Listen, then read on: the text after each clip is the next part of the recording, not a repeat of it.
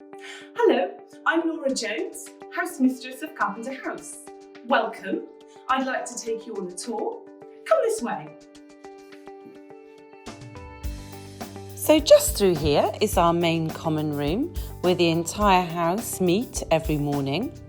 As you can see, it's a multi-purpose space and the girls often enjoy watching films here together on the weekends.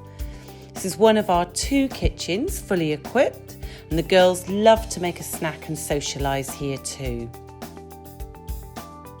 As we move upstairs, I'll show you some of our accommodation. As we move down the junior dorm corridor, our juniors are placed in dorms of 4 or 3, and as you can see, there's plenty of space, lots of room for storage, and we encourage the girls to bring personal items to make it cosy.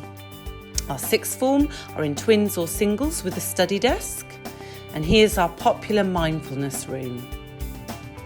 At the end of the junior study corridor, we have a house library and also a smaller common room looking out onto our garden where the girls read and perhaps play board games.